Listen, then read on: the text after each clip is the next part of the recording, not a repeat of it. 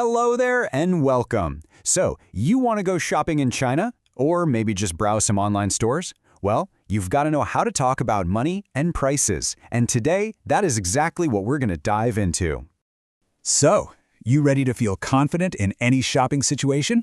Let's do it. First things first, we've got to understand the money itself. All right, Section 1, all about Chinese money. Before you can spend it, you got to know what it's called. Let's kick things off with the most basic word, money. It's qian. Listen closely to the tone. It rises up, qian. Now you say it. Let's hear it a bit more naturally. Qian. Here it is in a sentence. 我没有钱. This means I don't have money. Hopefully, you won't be using that phrase too much. Next up, we have 100. That's 百. This one has a falling rising tone. Listen, 百. Your turn. And at a normal pace, 百. So, to say 100, it's super simple. You just say 100. 100. Moving on up, let's talk about 1,000. This word is qian. It's a high, flat tone. Hear it? Qian. Go ahead, you try. And a bit faster. Qian. And just like before, 1,000 is 1,000. 1,000. See the pattern? Now, here's where it gets a little different from English, and this is really important. Chinese has its own word for 10,000, which is 1. It's a falling tone. 1. Try it. So you don't say 10,000. You just say E1. E1. Pretty cool, right? Okay, listen up, because this is absolutely crucial.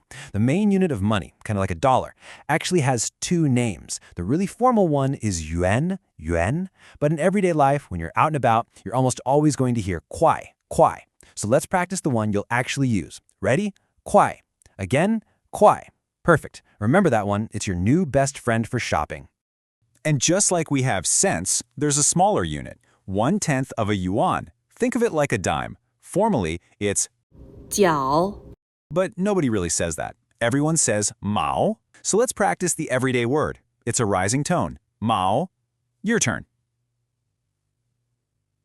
Normal speed, mao. Awesome. So let's see how this all fits together in the real world. Imagine you see a price tag for 3.8 yuan. In Mandarin, you don't say 3.8.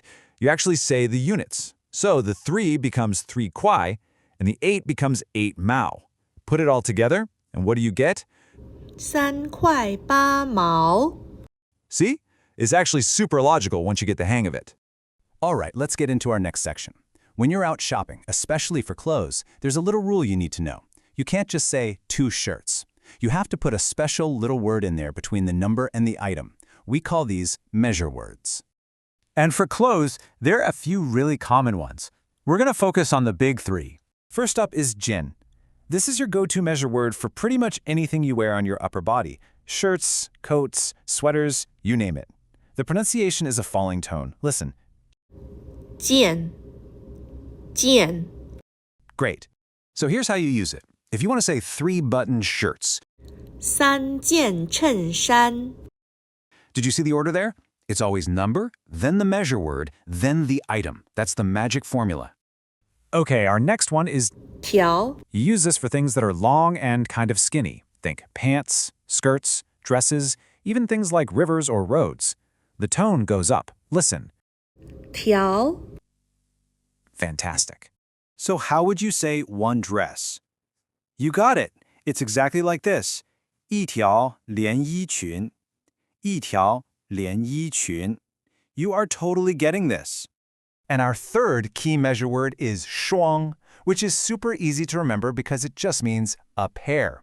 So it's perfect for shoes, socks, gloves, anything that comes in twos. Let's try the pronunciation. It's a high, flat tone. Shuang. Your turn. And a bit faster. Shuang. For instance, if you want to say a pair of leather shoes, you'd say 一双皮鞋. 一双皮鞋. Makes perfect sense, right? And hey, here are a few bonus ones that are really useful. For a pair of sunglasses, you use fu.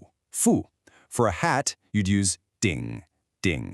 And for a bag, you can use the super common all-purpose measure word ge. Let's just say them real quick. Fu, ding, and ge. Excellent. Well, look at that. We've gone through all the keywords for money and shopping for clothes. So guess what? It's your turn to practice. You now have all the essential vocabulary you need to talk about money, prices, and clothes. You are totally ready to go crush those practice exercises in your lesson. And that's a wrap for this explainer. Thanks so much for joining me today. 谢谢，再见。